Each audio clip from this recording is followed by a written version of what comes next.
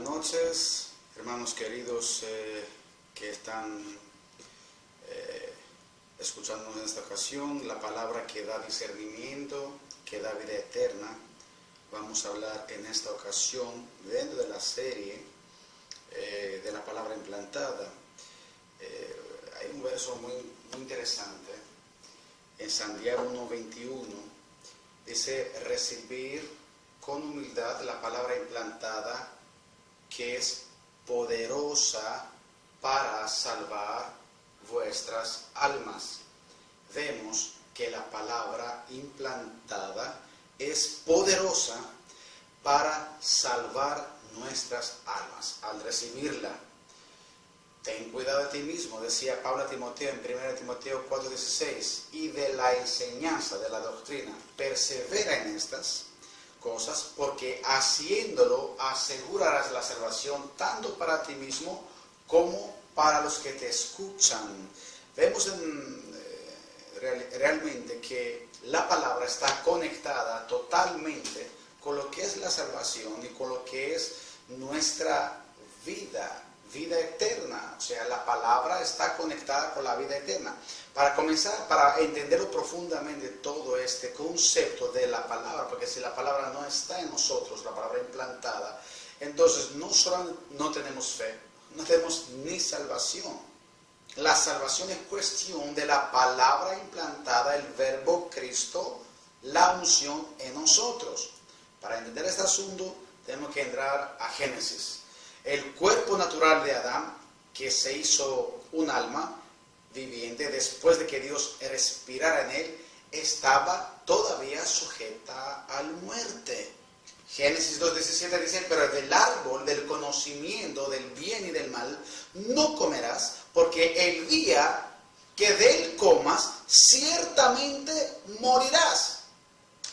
Mucha gente entiende que cuando realmente Adán comió el árbol de la ciencia del bien y del mal, esto le produjo muerte. En realidad no fue lo que le produjo la muerte, porque en fin, Adán vivió 930 años a partir de este momento. Sin embargo, sabemos que murió espiritualmente, claro, pero Adán no murió por comer del árbol de la sabiduría del bien y del mal, sino por no comer del árbol de la vida. Y es el punto donde está comenzando nuestra enseñanza. Adán no comió el fruto de la vida, el pan de la vida. No comió de este árbol de la vida, fue excluido. El camino fue guardado de las espadas. Él no pudo entonces, después del error de comer el árbol de la ciencia del bien y del mal, él no tuvo oportunidad de comer el árbol de la vida.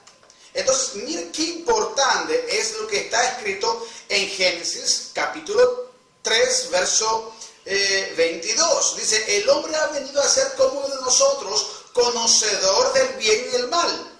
Ahora pues, que no alargue su mano, tome también del árbol de la vida, coma y viva para siempre. Lo sacó Jehová del huerto de Edén. O sea, vemos entonces a esta expresión de nuestro Señor Jesucristo, de Cristo, que lo excluyó del huerto de Edén para que no coma y viva para siempre. O sea, hasta este momento él tenía una dependencia de este árbol de la vida. O sea, hermanos, el árbol de la vida es más importante que aún de la ciencia del bien y del mal, porque precisamente en el árbol de la vida está toda la sustancia por la cual nosotros estamos conectados con la eternidad y con la verdad de Dios. En este árbol de vida estaba el alimento relacionado con la eternidad, por la cual Adán podría seguir siendo eterno. Sin embargo, Cristo Juan 5:24 dice: el que oye mi palabra tiene vida eterna. ¿Está escuchando? O sea, ven cómo es. Juan 6:33. Porque el pan de Dios es el que baja del cielo y da vida al mundo. Ahora vemos que el post-Adán, el segundo Adán, es espíritu que da vida, mientras el primero era alma viviente. Vemos que por no comer el árbol de la vida, siempre seguiría ser un alma viviente. Juan 6:57 dice, asimismo, el que me come, él también vivirá por mí eternamente. Juan 6:57 nos dice esta verdad. Él se presenta como un pan que, comiéndose a Cristo, su doctrina, su palabra, el verbo, dentro de nosotros, recibiéndolo, gobernando nuestras vidas, esta vida está presente. El gobierno de Dios no puede estar en el alma viviente. Obligatoriamente está en el espíritu vivificante. Por esto Adán y Eva fueron desobedientes. Muy curioso, no comieron del árbol de la vida en aquel momento. La primera tentación fueron a comer el árbol de la ciencia del bien y del mal. Es un grave error para el curso de nuestras vidas seguir tomando decisiones a través del alma viviente, del alma que no se alimenta del pan de la vida. Todo ser humano está llamado a convertirse mediante Cristo en espíritu vivificante, comiendo de este árbol de la vida, de este Cristo, de este pan de vida que nos conecta con la eternidad. Daniel 12:10 dice que ninguno de los impíos comprenderá, pero los entendidos sí comprenderán. Obviamente el entendimiento, la comprensión está conectada con la palabra de Dios y en ninguna forma está conectado cuando hay mezcla. En realidad, la palabra de Dios nos conecta con el discernimiento para que éste nos aleja de todo aquel que no contiene vida. Dice la palabra, más a la persona que le agrada, Él le ha dado sabiduría, conocimiento y gozo, más al pecador le ha dado la tarea de recoger y amontonar para dárselo al que agrada a Dios. Vemos que realmente hay una diferencia entre impío y piadoso, entre santo y lo profano. Entonces, discernir, ahí es ver las intenciones y diferenciarlas según la santidad de Dios a partir de su palabra.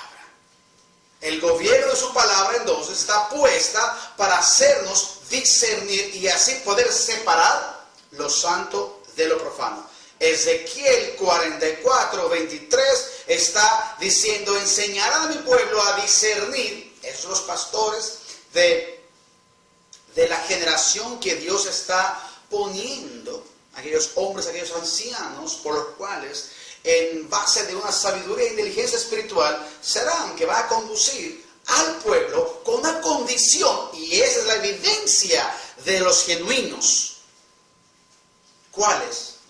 Enseñará al pueblo a discernir entre lo sagrado y lo profano, y harán que ellos sepan distinguir entre lo inmundo y lo impío. Vemos que realmente el discernimiento tiene un objetivo muy claro, a discernir entre lo santo y lo profano, por lo cual lo santo contiene vida y está conectado con Dios, mientras lo profano está conectado con el pecado y nos lleva a la muerte.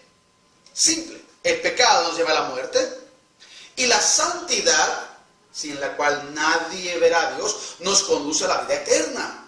Esta santidad se adquiere a través de ¿qué? De la palabra en el nuevo pacto que fue infundido dentro de nosotros, comiéndolo, recibiéndolo, y esto nos conduce a no pecar, simplemente. Sencillo. Para un correcto discernimiento, entonces, necesitamos un alimento sólido. Lo repito, para un correcto discernimiento necesitamos un alimento sólido, no leche. La leche no nos lleva al discernimiento. La leche nos va a conducir a la posición de comenzar una vida según las normas de Dios. Ese es el pan de los hijos. A través de la palabra sólida, el discernimiento se consolida, se amplia y se ilumina de toda la verdad para ser usada a nuestro beneficio espiritual. El conocimiento adquirido por la palabra sólida nos conduce entonces a la madurez. O sea, nos hace maduros. O sea, el discernimiento está relacionado entonces con la madurez. ¿Por qué? Porque nadie que está bebiendo leche va a madurar. Van a madurar los que están comiendo, hermanos míos, comida sólida. La comida sólida te hace crecer. Dice, en otra ocasión dice, no la leche adulterada. Vemos que todo está en la palabra genuina. Vamos a leer Hebreos 5, 13, 14. Escuchen, palabra. Hebreos 5, 13 a 14. Todo aquel que participa de la leche es inexperto en la palabra de justicia. Ni siquiera los que están alimentándose de leche aún pura están expertos en la palabra. O sea, no pueden practicar palabra de justicia porque son niños. Pero el alimento sólido es para los que han alcanzado madurez, para los que por el uso tienen los sentidos ejercitados en el discernimiento del bien y del mal. ¿Vieron entonces cómo el alimento sólido, la palabra de Dios, alimentando el pueblo de este pan de vida, el pan de los hijos, esto te va a conducir a la madurez, por la cual te va a conducir al discernimiento del bien y del mal. Y esto lo que te va a hacer es precisamente no estar en pecado. Porque si tú no puedes discernir, y esto, hermanos, es en este momento la gran espina que existe dentro del pueblo de Dios, que se está repitiendo igual, lo mismo con el pueblo de Israel. Desafortunadamente, una parte de la iglesia acerca la apostasía por falta de discernimiento. Ausencia de discernimiento siempre te va a conducir en una cautividad espiritual, la cual te va a conducir en una muerte espiritual. Isaías 5:13 dice, por esto va cautivo mi pueblo por falta de discernimiento. La Odisea es una iglesia perteneciente al Señor. Es uno de los 7 candeleros de Cristo. Sin embargo, Cristo la llama para arrepentimiento y le llama a usar el colirio, por lo cual le da facultad para que pueda ver. Ella, en su condición, entendió que todo estaba bien. A pesar que era un candelero, a pesar que tenía relación con Cristo, realmente ella no tenía capacidad de ver porque no había la palabra activa, no había la palabra, no había madurez. Por esto los llama colirio, para que puedan ver. ¿Cuántas iglesias están en esta situación de la Odisea actualmente? ¿Cuántas iglesias muy cómodas en su fructífera asistencia de una multitud ausente el colirio para que puedan discernir? Hoy mismo vemos muchos púlpitos contaminados. Vemos que la iglesia de Tiatira vuelve a presentarse. Vemos que Jezabel está presente en esos púlpitos, manejando su idolatría y su mezcla. Vemos en tantas iglesias que realmente en la actualidad está usando la doctrina del profeta Balaam. Este profeta de la mezcla. ¿Cuántos nicolaitas en la iglesia presente? Y todo esto porque simplemente, queridos hermanos, falta de discernimiento.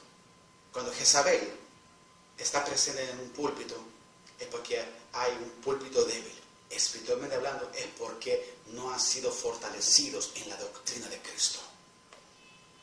No pudieron discernir lo que viene, la infiltración. El discernimiento es nuestra herramienta para protegernos de todas las artimañas de este sistema babilonio que nos rodea. Somos Sión en medio de Babilonia. Pero obviamente nosotros estamos usando esta herramienta. Tenemos que predicar esta herramienta de la palabra. Por esto Pablo hablaba que se ocupaba del ministerio de la palabra y de la oración. Porque precisamente donde la palabra está gobernando, donde el pan de vida se está comiendo, definitivamente la iglesia crece sanamente. Cuando mezclamos conceptos celestiales con visiones egoístas terrenales, es porque precisamente Babilonia está naciendo en un púlpito, en una multitud. Esta confusión que conduce al pueblo a un paralelo del rey de Dios, pero nada que ver al orden del reino de Dios. Y terminando esta ocasión, la semilla de la falta de discernimiento que nos conduce a ser grandes proviene de la semilla de Caín. Salió pues Caín de delante de Jehová y habitó en tierra de Nod. Nod en hebreo significa sin discernir. ¿Sabe por qué? Porque cuando estamos en esta tierra de Nod es porque la palabra de Dios está ausente, porque nosotros nos estamos engañados por no amar la verdad, porque todo aquel que ama la verdad tendrá un contacto con la palabra de Dios. Dios le bendiga. Desde República Dominicana, su servidor Gregorio Macridis. Buenas noches.